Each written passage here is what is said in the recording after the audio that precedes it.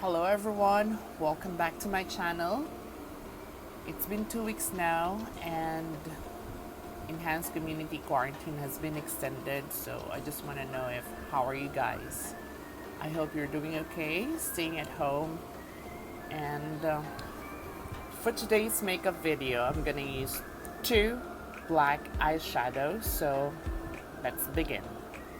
Hi, so as you can notice, I've done already my base, which is my foundation, and also my eyebrows are done. So for this look, I will use a Morphe palette.